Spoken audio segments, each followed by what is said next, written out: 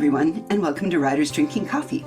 This is a podcast where writers sit around drinking tasty beverages to talk about writing, publishing, and the whole creative process. There will be rants and raves and opinions that may not agree, but are lovingly delivered. We do not censor ourselves, so consider us PG-13.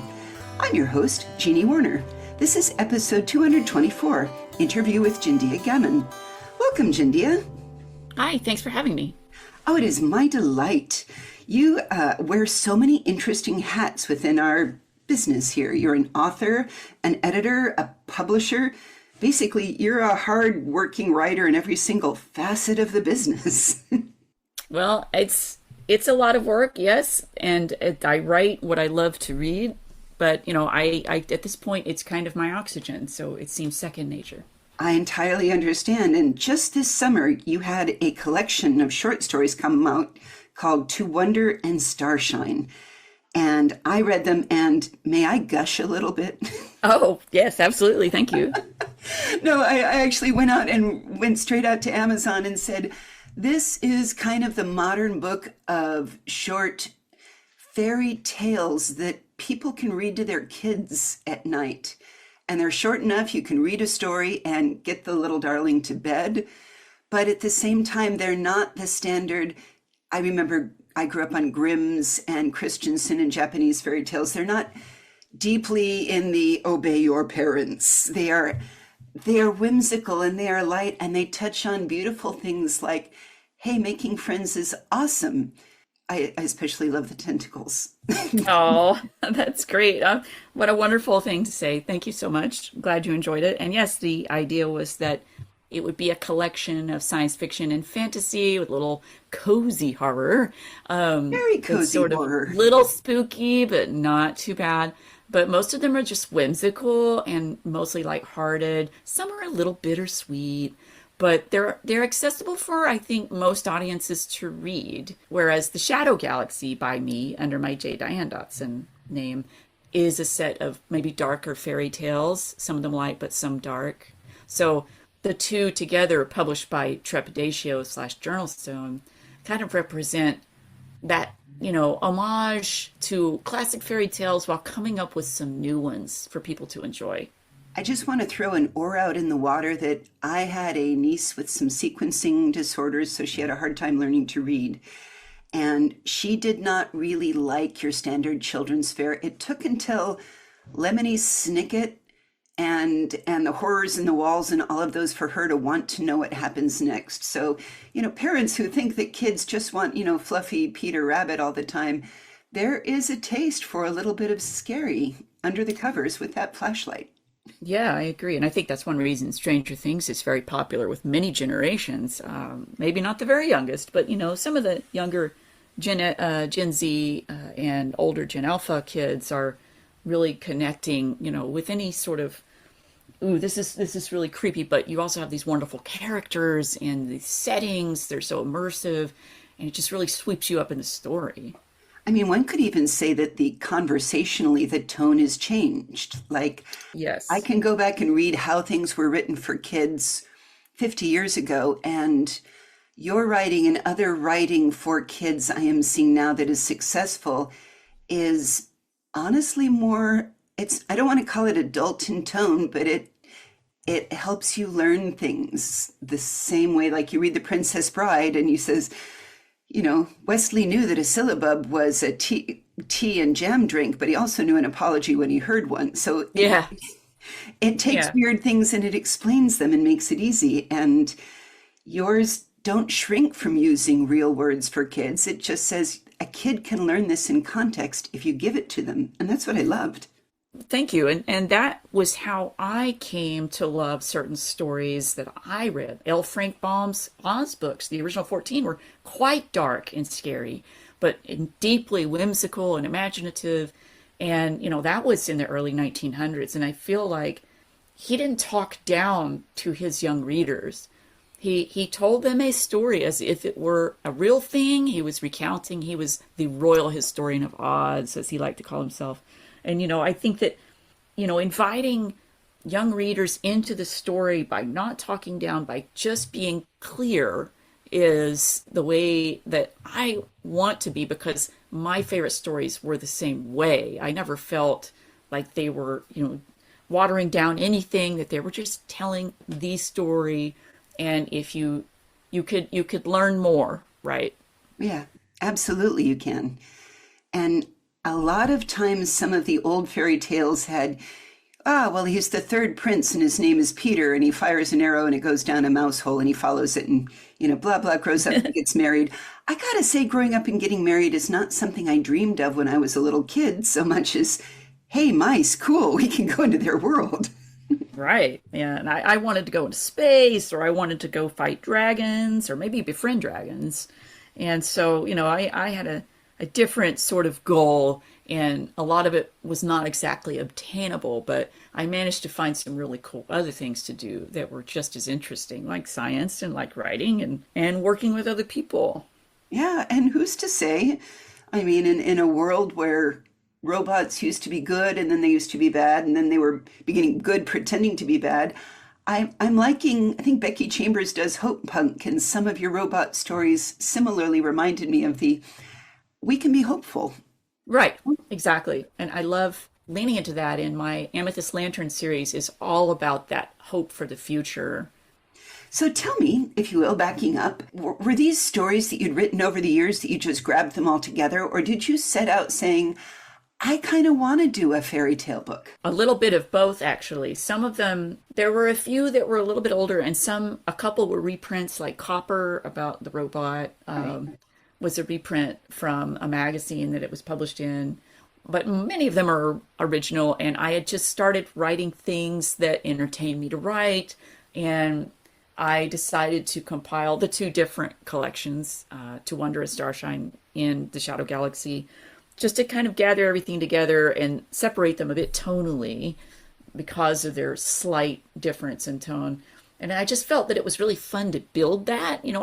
What also has happened as a result of some of these short stories is that I'm building novels out of them. I have because, and then the flip side happened. Some of the stories in To Wonder and Starshine actually take place in the same universe as my Questrazon Saga space opera books. Ooh. And that was a little gift to loyal readers who maybe read those and could read them and go, hey, I know what she's talking about. Or, hey, that's the same species as this other character that we loved. And, it's a little bit of everything. And it was just a loving, creation to put it all together, and to have Scarlett R. Algie, my editor, really see what I was doing and work with me polishing it up. She didn't really do much. She said she didn't need to, which was great. But still in all, that is a pat on your shoulder. If you're editing, yeah, she's great. Woohoo! Wow, well done, you. And it was nice that we could arrange them in such a way that it made sense for flow. And I actually like doing that too. I like the arrangement of the stories as if it were pieces of music. Oh, I like that.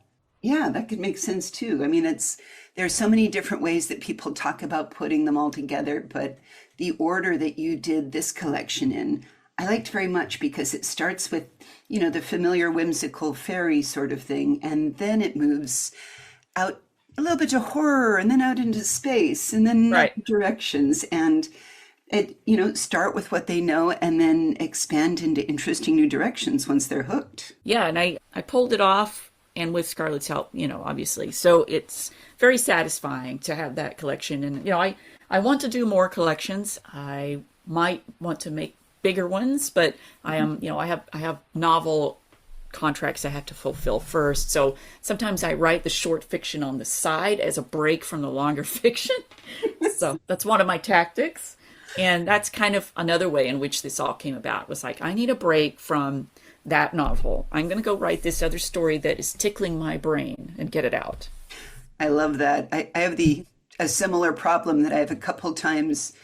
Two different stories that I wrote, my writing group came back like, I love Catherine Carr, who comes back to me and says, Jeannie, this is really a novel. I mean, you can make it a short story if you do this, but why don't you do both? I'm like, yeah, sometimes that happens. It does. It happened in the Shadow Galaxy particularly, and it's happening with some other things I can't talk about yet. But in the Shadow Galaxy, there's a story called The Scaffold, and that is now the prologue for my novel, Atacama. Ooh. So clearly they're going to need to buy both To Wonder and Starshine and the Shadow Galaxy. I think that they are a good pair, and I kind of wish I had already changed over to Gammon at that point, but it's under J. Diane Dotson. You can still find it by looking up Jendia Gammon. And the Shadow Galaxy, I think, does go with it. It also includes some poetry of mine. Well, that actually brings me to a question I was going to ask you anyway, if you don't mind. Sure. A lot of people do pen names for different ways. Like we all know that Ursula Vernon and T. Kingfisher are the same fabulous creature. J. Diane Dotson for the Shadow Galaxy. Is that a maiden name or a just a nom de plume? So what happened was like I started out writing the Questerson Saga, the space opera books I talked about that I self-published, and I used J. Diane Dotson with the sort of naming convention of L. Frank Baum, Right. because I liked that. But then I realized, my parents sadly passed away in the last few years, and I wanted to get back to my maiden name of Gammon, and Jendia was an old nickname, decades old, that combined Jennifer and Diane, my first two names. Right. And I emphasized Dia instead of Dia because I like the Spanish day is Dia. Yeah. And I just like the sound of Jendia. And I also used to, this is incredibly nerdy, but I also used to pretend I was such a tomboy and outdoorsy person, and I was rappelling and crawling on my belly and searching for fossils, and I used to call myself Jendianne Jones. Oh, I like it. So there was that nerd stuff. But when I came up with the Jendia Gammon pen name, it really wasn't anything new. It was just new to everybody else. And I realized that it also was very good for SEO on the web. Having the J period Diane, whatever, that was kind of leading to issues. And Jendia is unique enough that, it's just instantaneously a unique name. And so it worked out that way. And also because as I was entering traditional publishing, I kind of was moving into a different area with different emphases on more dark fiction and fantasy and horror. So it was a separation point for trad publishing for me to be Jendia Gammon. And I since had got several books lined up under that name. And so that's going to be my name going forward, with one exception. The Amethyst Lantern series, because it was right on the cusp of that name change, we stuck with Dotson for that series because it was a Nebula and BSFA finalist, the Inn at the Amethyst Lantern. And I was like, well, it doesn't make any sense to change it to Gammon, in that series. Let's just finish it out. It says in the book who also writes as Jendia Gammon, so Yeah. Well, it's not like you're keeping a secret, but no, it's not a secret. It just was honoring my family. It was honoring, past heritages. I had a good friend who used to call me Jendia all the time. He sadly passed away, ironically, strangely, on the same day I decided to go by Jendia, and I wasn't aware that he passed away that day. So I was like, well, I have to stick with it now. That feels like an honor. Yeah. I'm honoring him. I'm honoring my parents. I'm honoring my heritage, and Gammon was like, we had a Scots-Irish descent, and, a lot of East Tennessee people did. And so the Gammons of East Tennessee is where I'm from. I had the thought of saying, okay, I'm having a problem in the thriller marketplace. And is it because I have a female character that is unrepentantly competent and a little ruthless and bloodthirsty, which are things girls are not supposed to be? Should I pick a male name? And what keeps coming up is J.J. Gosling's after the rum, so I'll let you know. Yeah, because Atacama is a thriller and Doomflower is dark, is a sort of a campy horror, but also a thriller, knowing that I wanted to write more in the thriller and horror space, I was like, I'm just embracing who I am. And so far the readers are following no matter what the name is, and I think that it is, if you're known for one particular genre, like say you only wrote sci-fi and you wanted to switch to thriller, it might be better to pick another name. You don't necessarily have to pick a separate gender name of any kind, or if you want to pick a neutral gender name, there's no wrong answer. You might want to if it's a wildly different genre, just because people might be confused. But Look at Stephen King. Look at Ursula K. Le Guin. Look at Ray Bradbury. They all wrote everything Yes, they did. under their names. And I want to back up and just say campy horror is the best genre ever. And I think, I mean, for those of us that fell in love with the Shaun of the Dead Hot Fuzz set, campy horror is a beautiful, it's kind of Lemony Snicket in its own way. Yeah, it cracks me up. It's over the top, and this is Doomflower I'm talking about, my campy horror book Yes. that came out this year. And in that case, like you're kind of turning things on its head. You're being a little cheeky. You're being wink, wink, nudge, nudge at different references, and just being sort of ridiculous. And I like ridiculous things. Atacama, in contrast, was quite serious and not meant to be ridiculous. But Doomflower is just silly. But it's also very touching. And it has an anti-hero as the main character. And, you need to figure out, is she redeemable or not? She's very much like the Grinch. And Heathers and Mean Girls. I call it Mean Girls meets Day of the Triffids. I just, Dexter was tremendously hot. Oh, Seasons and yeah. seasons. And he Very was dark not a humor. nice man. Yeah, very dark humor. I love dark humor. In this case, it's not really humor, but from the movie Aliens, there's a phrase that sticks out to me where Ripley turns to Burke and says, Burke, I don't know which species is worse. And I won't quote the rest of the quote, Yeah. but I like kind of addressing the fact that in some of my books, yeah, there's a monster that's doing terrible things to people, but the people are in there. Some of the people are doing far worse things, and they're actually the true villains. Well, I think it's interesting when we've started saying, people are so complicated. Well, maybe the monster's just hungry, or maybe, Right. It's just when an they're animal. It complicated wants to eat. I was trying to think of any book. Has there ever been one where there's a complicated monster and a complicated, both sides? I think one of my favorite movies of all time is The Thing, and the book it's based on who goes there. I think the monster's pretty complicated because in the book, not so much in its adaptations, that monster's telepathic. Yeah. And that creates an interesting dynamic, which Peter Watts expanded upon with his short story, The Things, which is told from the perspective of a thing monster. So I do think there's that. I think, and I know it's not the only thing. I think it's quite popular to have monster characters and to feel some relatability to them, especially like this year. Frankenstein was such a big deal. We've always had vampire fiction, things like that. Those are some examples of more humanoid type monsters who are maybe just more complex that way. There's more layers to them than just like, oh, this is, a vicious killing machine. There's actually, this is a being that has agency, that has, whatever. Complicated. Yeah. Layered, complicated. It makes them more interesting in a lot of ways. It does, because I don't know, just plain, one can look up on the world stage and say pure evil is boring. Yeah. It's bad. We need to stomp it out, but there's nothing nuanced about it. There's nothing that says, well, it did this.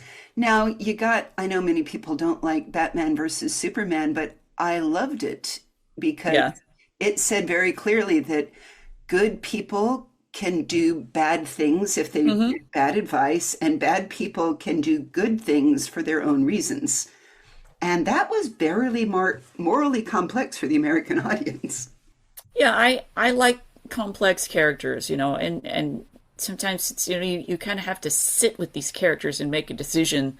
Maybe you don't have all the information at first, and so early on you have a knee-jerk reaction, but then over time you learn, oh, okay, well, even though I don't agree with the perspective, I see where they're coming from on this particular level or whatever, or not, But I think it's an enriching experience to have that journey as a reader or a viewer.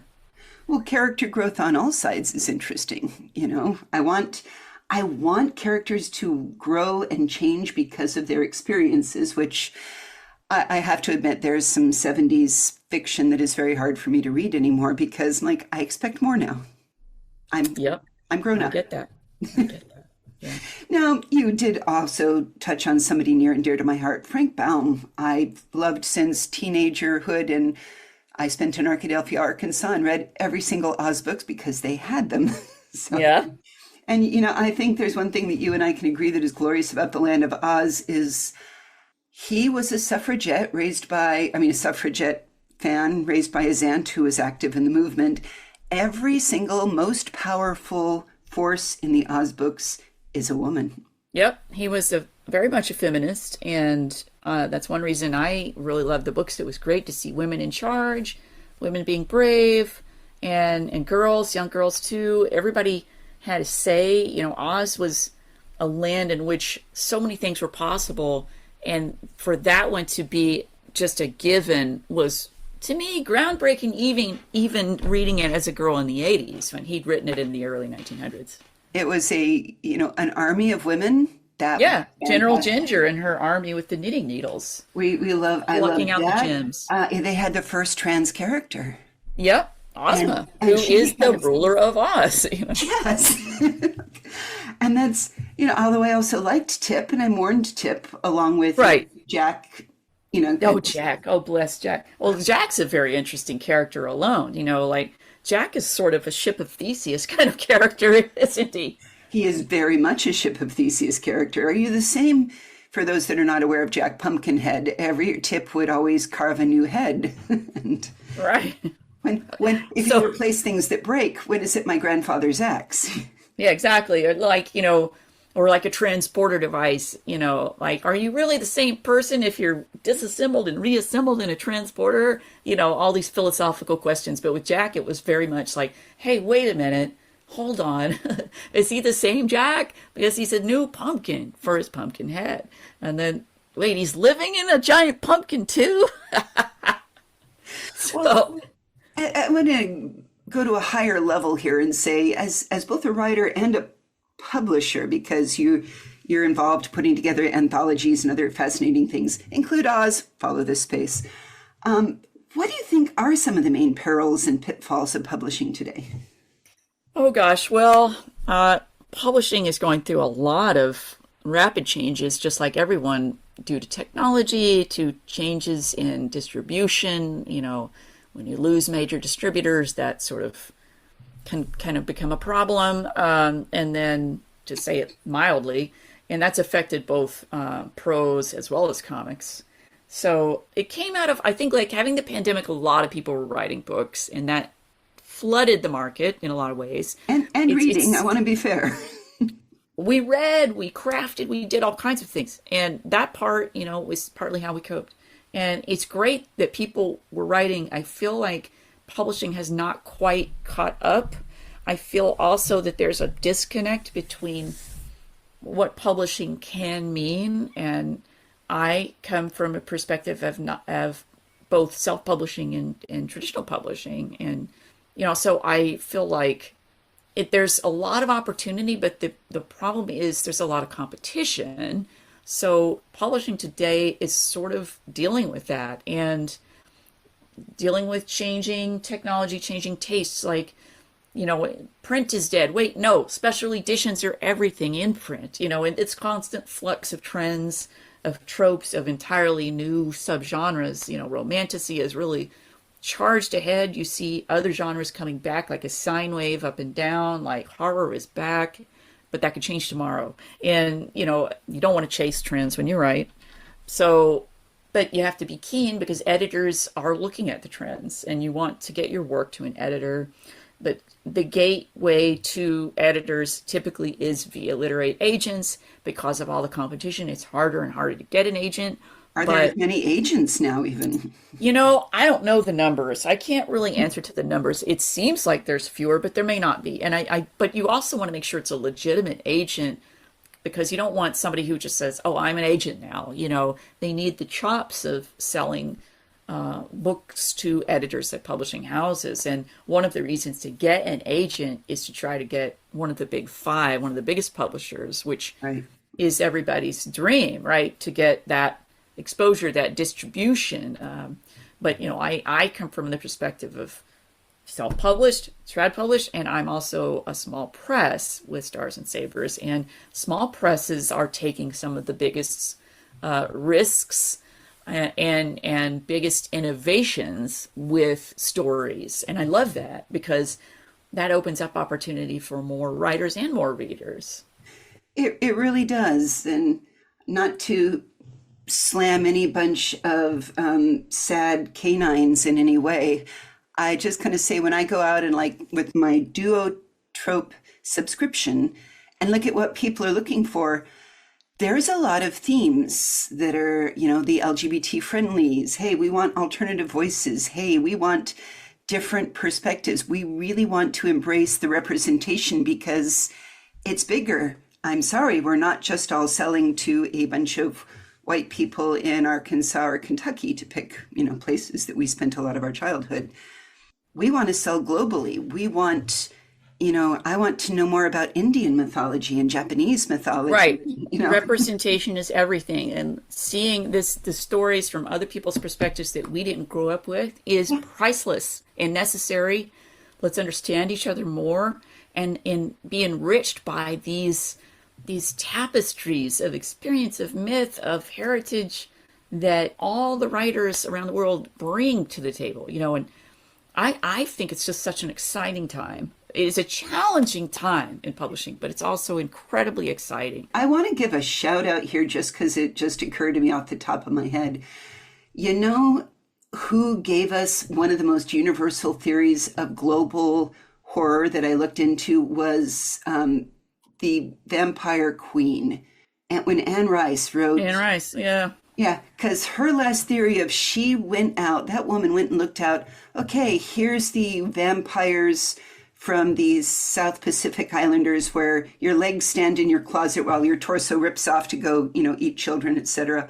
That universal vampire theory from around the globe is fascinating. Right. And she explained dragons too, who have never seen that before. Absolutely.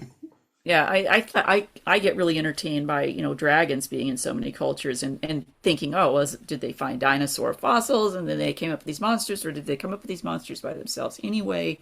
So that fascinates me to no end. I love dragons. So and how would we know that if we had not read stories from these different places, I know, different perspectives, and seen art? Obviously the beautiful art of dragons from around the world too. Yeah, that same thing. Like any sort of art and writing, music, any of it, like having those cultural references and callbacks, priceless things. It absolutely is. So what do you have coming out this next year? Do you have any working on any? I mean, you're always working on something. I follow you. You and your, I've written 1,000 words today, and then I feel very small and lazy. Well, I have a lot of stuff coming. This year was a crazy year for me. I had 4 books out in 2025. I have another 4 out next year, and that is a quirk of publishing, that when you have multiple publishers, at any point, you don't have a control over their release schedule, no matter what. Yeah. When you're with a publisher. And so, as luck would have it, some of them staggered against each other, which is kind of unusual. I'm finishing up a book right now, due at the end of this year, to a publisher, which is the final book in my Amethyst Lantern series, and it is a prequel called The Dawn of Dusk and Twilight that starts out in our time and skips centuries to get to those future books. In terms of next year, I hit the ground running. April 7, my epic fantasy debut, The Veil of Seven Dragons, that's VALE, okay, of Seven Dragons, kicks off a trilogy, and there will be, 2027, 2028 will be sequels. But that's a fun adventure fantasy, some romantic elements, but it's not a romantasy. It's got some horror, it's got some nerdiness, but strong gal heroine, big team of characters. I love lots of characters, and dragons, 7 dragons, and they come up against a cosmic horror monster, essentially. So that's right out of, April. And then late April, I have an actual, as in the series, Choose Your Own Adventure book. And it's called... It's back to my childhood again, man. Yeah, and that's for middle grade to infinity. That is called Dungeon Crawl at the Haunted Mall. And that one is for fans of Stranger Things, Goonies. It's got a lot of 80s vibes because these kids in our era are exploring this abandoned 80s mall, and they don't like what they find. There's a warlock who's taken over the mall, unbeknownst to everybody. And so it's a lot of fun. And that comes out April 21. and that's distributed by Penguin, so that'll be in a lot of actual physical stores. And jumping through summer in August 2026, Godfestation is a novella that is an Appalachian weird horror story about a woman from East Tennessee, like me, who is dealing with complicated grief from her father. And she starts seeing these strange and sometimes terrifying and sometimes wonderful beings. And she kind of thinks, is that just me? But then she realizes that other people are experiencing this too, and her father may somehow be involved. And it's a very personal sort of road trip, strange, dark tale, in a way, a fairy tale of its own. Godfestation comes out August. And then the final book that I just talked about, of the Amethyst Lantern series, The Dawn of Dusk and Twilight, comes out October 2026. In the meantime, I have lots of manuscripts in progress. I'm trying to find an agent. If I can't get representation, I will consider submitting some of these manuscripts to other publishers.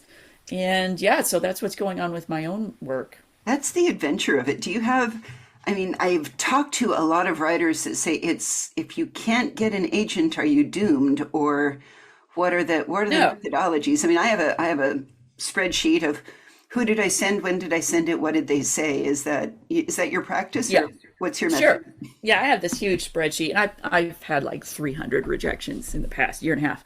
Yeah. So, if you get rejected, it's not a personal thing. A lot of the times, agents are looking for what editors at publishing houses are asking for.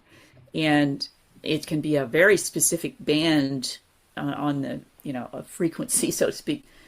And sometimes what you send either isn't quite what they wanted, or it's too similar to something they already bought, things like that. You just can't take it personally. You have to keep trying. Yeah. Don't have to have an agent, but you can't access the big five without one. Yeah, Tor and Bain, and give them the big five so they know who they're talking through. So big five is like Hachette, Penguin Random House, Simon and Schuster, Macmillan, and oh my God, Tor and did I get them Bain.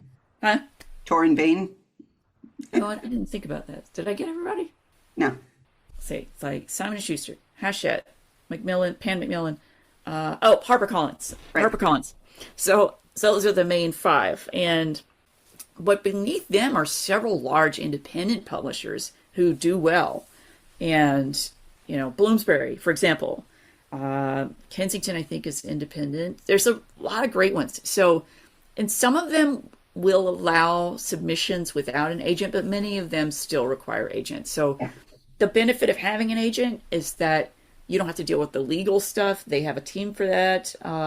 They also can try to get your rights sold for audio, for film, TV, things like that. And, it's the success track is more probable if you want that as your success track. Right. If you want your books published and out in the world, you do not need that track, but it's a matter of like what you can kind of come up against is distribution, because if you're with a small press and their distribution is limited, it's great that you're published, but you won't have as many readers accessing that work.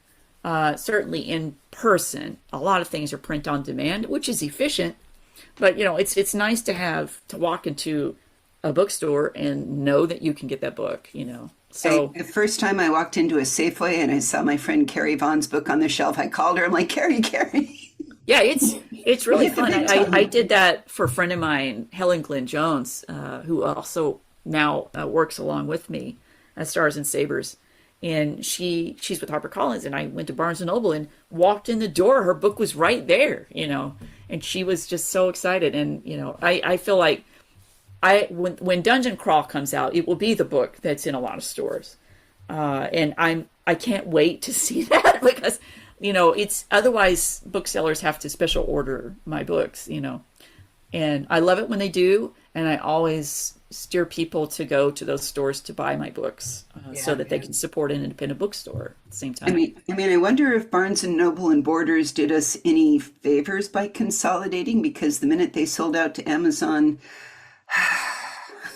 Well, Barnes and Noble's still doing its thing. It still has its own proprietary ebook with the Nook. It's joined with Waterstones in England. And So it makes in Australia? So yeah, Waterstones, I think bought Barnes and Noble. Ooh, okay. So you can kind of tell when you look at their websites, very similar. But so and that kind of they sort of are each other's equivalent, I think, in a lot of ways Yeah. in the country.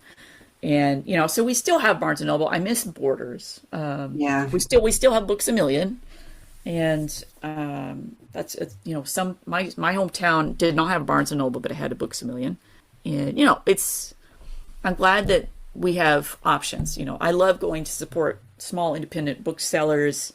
I try to do that more than going to big box store whenever I can. And with bookshop.org, you can also do that. If you order through them, you can support a particular store.